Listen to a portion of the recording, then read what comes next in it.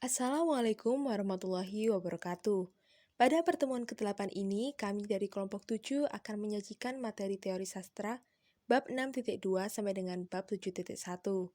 Sebelum beranjak ke materi, perkenalkan kami dari kelompok 7 yang beranggotakan Citra Aulia Vertika, Elita Dwi Kusmudiasri, dan Kandida Adilah Tanah.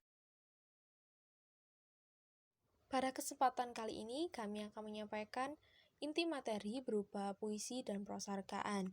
Subbab 6 berisi tentang 6.2 bentuk dan struktur fisik puisi, 6.3 struktur batin puisi. Kemudian pada subbab 7 kami akan menyampaikan materi yaitu 7.1 pengertian prosarkaan. Pada subbab 6.2, bentuk dan struktur fisik puisi akan disampaikan oleh Kandida Adilah Tanah. Berikut isi materinya. Bentuk dan struktur fisik puisi. Bentuk dan struktur fisik puisi sering disebut juga dengan metode puisi. Bentuk dan struktur fisik puisi mencangkup 1. Perwajahan puisi, 2. Diksi, 3. Pengimajian, 4. Kata konkret, 5. Majas atau bahasa figuratif dan verifikasi. Perwajahan puisi atau tipografi. Perwajahan adalah pengaturan dan penulisan kata, larik, dan bait dalam puisi. Pada puisi konvensional, kata-katanya diatur dalam deret yang disebut larik atau baris. Larik dalam puisi tidak selalu dimulai dengan huruf besar dan diakhiri dengan titik. Sebuah bait dalam suatu puisi mengandung satu pokok pikiran. Pengaturan dalam bait-bait ini sudah berkurang atau sama sekali tidak ada pada puisi modern ataupun puisi kontemporer. Bahkan, puisi kontemporer tipografinya bisa membentuk suatu gambar. Orang menyebutnya sebagai puisi konkret. Ciri puisi lainnya dari segi perwajahannya adalah bahwa halamannya tidak dipenuhi dengan kata-kata seperti halnya prosa. Yang kedua ada diksi. Diksi adalah pemilihan kata-kata yang dilakukan oleh penyair dalam puisinya. Karena puisi adalah bentuk karya sastra yang dengan sedikit kata-kata dapat mengungkapkan banyak hal. Kata-katanya harus dipilih secermat mungkin. Pemilihan kata dalam puisi berhubungan erat dengan makna, keselarasan bunyi, dan urutan kata. Dalam puisinya Aku, karya Chairil Anwar, sebelumnya tertulis seperti di bawah ini. Tampaknya Chairil sadar bahwa kata tahu menunjukkan kelemahan dan menunjukkan sikap pesimis.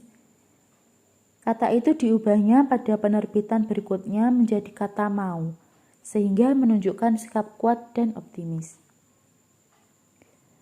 Menurut Geoffrey, ada 9 jenis penyimpangan bahasa yang sering dijumpai dalam puisi. Tidak semua puisi memiliki 9 penyimpangan itu. Ada puisi yang hanya memiliki beberapa penyimpangan saja. Penyimpangan bahasa tersebut adalah sebagai berikut. Yang pertama ada penyimpangan leksikal. Kata-kata yang digunakan dalam puisi menyimpang dari kata-kata yang digunakan dalam kehidupan sehari-hari. Penyair memilih kata-kata yang sesuai dengan pengungkapan jiwanya, atau kata-kata itu disesuaikan dengan estetika tertentu. Misalnya, kata mentari, pepintu, cerlang, dan lain-lain. Yang kedua ada penyimpangan semantis. Makna dalam puisi tidak menunjukkan pada satu makna, namun menunjukkan pada makna ganda. Maka, kata-kata tidak selalu sama dengan makna dalam bahasa sehari-hari. Yang ketiga ada penyimpangan fonologis.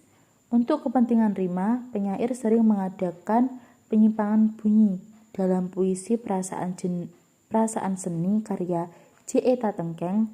Kata menderu diganti dengan menderuh.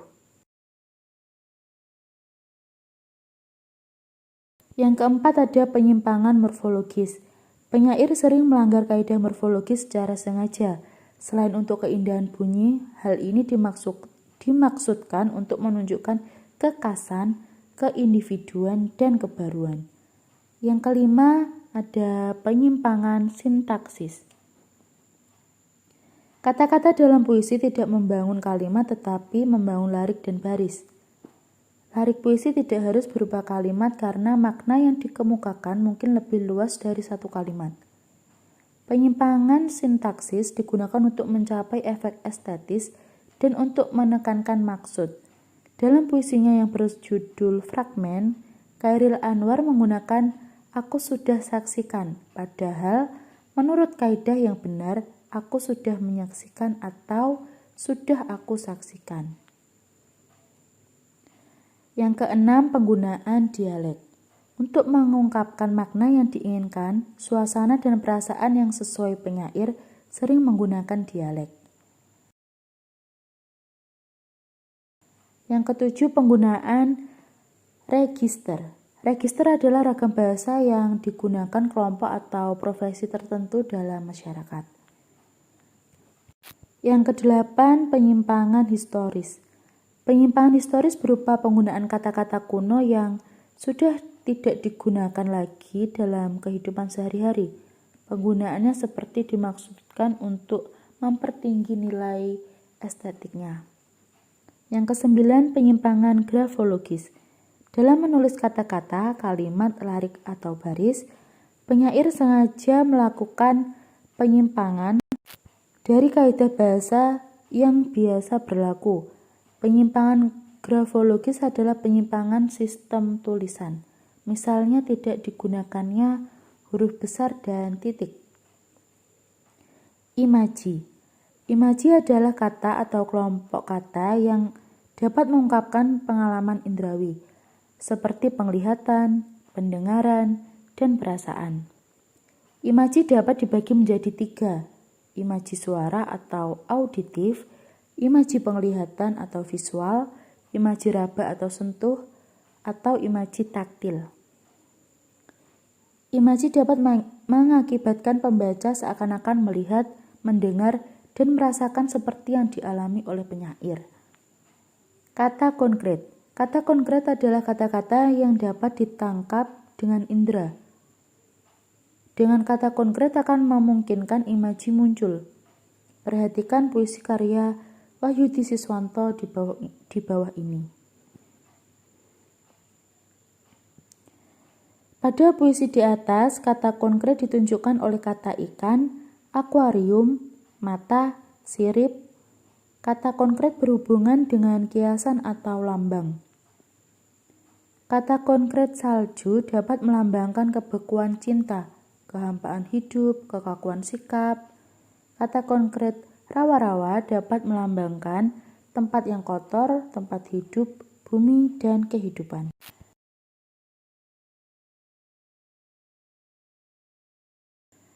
Bahasa figuratif menyebabkan puisi menjadi prismatis, artinya memancarkan banyak makna atau kaya akan makna. Perrine menyatakan bahwa bahasa figuratif dipandang lebih efektif untuk menyatakan apa yang dimaksud penyair. Karena bahasa figuratif mampu menghasilkan kesenangan imajinatif. Bahasa figuratif adalah cara untuk menghasilkan imaji tambahan dalam puisi, sehingga yang abstrak jadi konkret dan menjadikan puisi lebih nikmat dibaca.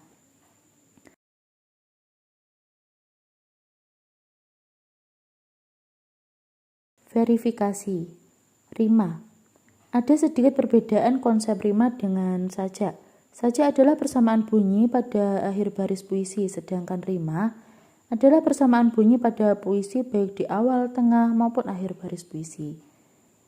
Rima mencangkup 1. Onomatope, 2. Bentuk intern, pola bunyi. Yang ketiga, pengulangan kata atau ungkapan.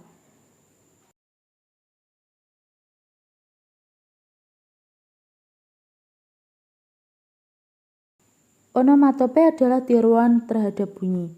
Dalam puisi, bunyi-bunyi ini memberikan warna suasana tertentu seperti yang diharapkan oleh penyair. Bentuk intern pola bunyi. Menurut Boulton, yang dimaksud dengan internal adalah aliterasi, asonansi, persamaan akhir, persamaan awal, sajak berselang, sajak berparuh, sajak penuh, dan lain sebagainya. Pengulangan kata atau ungkapan pengulangan tidak hanya terbatas pada bunyi, namun mungkin kata-kata atau ungkapan. Ritma dan metrum. Ritma merupakan tinggi rendah, panjang pendek, keras lemahnya bunyi. Ritma sangat menonjol bila puisi itu dibacakan. Selanjutnya kita beralih kepada subbab berikutnya. Pada subbab 6.3 yaitu struktur batin puisi akan disampaikan oleh Citra Aulia Vertika. Berikutnya, saya akan menjelaskan tentang struktur batin puisi. I.A. Ricard menyebutkan bahwa struktur batin puisi dengan istilah hakikat puisi. Dalam tulisan ini, sengaja tidak digunakan istilah hakikat puisi, karena hakikat puisi tidak hanya ditentukan oleh isi puisi yang dimaksud oleh I.A. Ricard, tetapi juga ditentukan oleh bentuk dan struktur fisik puisi, serta oleh maksud tanggapan membaca seperti yang sudah diterangkan di depan. Ada 4 unsur struktur batin puisi menurut I.A. Ricard. Yang pertama, tema atau makna.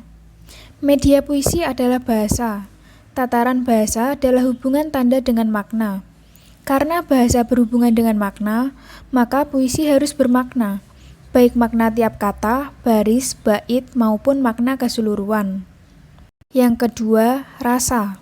Rasa yaitu sikap penyair terhadap pokok permasalahan yang terdapat dalam puisinya. Pengungkapan tema dan rasa erat kaitannya dengan latar belakang sosial dan psikologi penyair. Misalnya, latar belakang pendidikan, agama, jenis kelamin, kelas sosial, kedudukan dalam masyarakat, usia, pengalaman sosiologis dan psikologis dan pengetahuan. Kedalaman pengungkapan tema dan ketetapan dalam menyikapi suatu masalah tidak bergantung pada kemampuan penyair memilih kata-kata, rima, gaya bahasa, dan bentuk puisi saja, tetapi lebih banyak bergantung pada wawasan, pengetahuan, pengalaman, dan kepribadian yang terbentuk oleh latar belakang sosiologis dan psikologisnya. Yang ketiga, ada nada. Nada yaitu sikap penyair terhadap pembacanya. Nada juga berhubungan dengan tema dan rasa.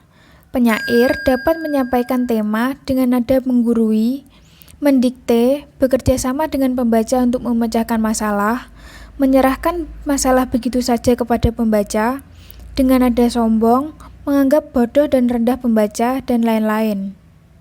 Yang keempat, ada amanat atau tujuan. Amanat atau tujuan yaitu pesan yang ingin disampaikan penyair kepada pembaca. Sadar maupun tidak ada tujuan yang mendorong penyair menciptakan puisi. Tujuan tersebut dapat dicari sebelum penyair menciptakan puisi maupun dapat ditemui dalam puisinya.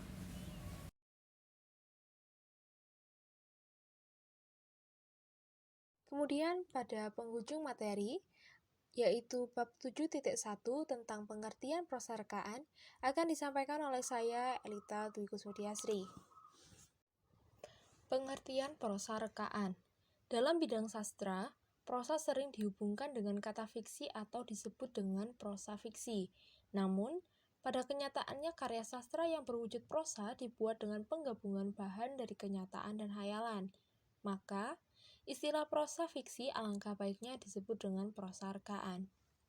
Menurut Aminuddin, prosarkaan adalah kisahan atau cerita yang diemban dengan peranan, latar, serta tahapan dan rangkaian cerita tertentu yang bertolak dari hasil imajinasi pengarangnya dan kenyataannya, sehingga menjalin suatu cerita. Menurut M. Saleh Saad dan Anton M. Mulyono dalam Cahyono, pengertian prosa fiksi ialah bentuk cerita atau prosa kisahan yang mempunyai pemeran, lakuan, peristiwa dan alur yang dihasilkan oleh daya imajinasi. Namun, batasan yang dibuat oleh pendapat tersebut dirasa kurang menekankan arti dari prosarkaan itu sendiri dibandingkan dengan jenis prosa lainnya. Batasan yang perlu ditambahkan dalam pengertian prosarkaan yaitu maksud dari pengarang dalam menulis karyanya, sehingga dapat dijadikan dalam satu pengertian bahwa prosarkaan adalah kisah atau cerita yang diemban oleh pelaku-pelaku tertentu dengan peranan, latar serta tahapan dan rangkaian cerita tertentu yang bertolak dari hasil proses kreatif pengarangnya sehingga menjalin suatu cerita. Prosarkaan tersebut dimaksudkan oleh pengarang sebagai prosa rekaan dan diterima oleh pembaca sebagai prosa rekaan dengan memperhatikan konvensi sastra, bahasa, dan budaya yang ada. Intinya, prosa rekaan adalah kisah yang memiliki pemeran, latar, serta tahapan rangkaian peristiwa yang dihasilkan oleh imajinasi penulisnya sehingga menjalin suatu kesatuan kisah.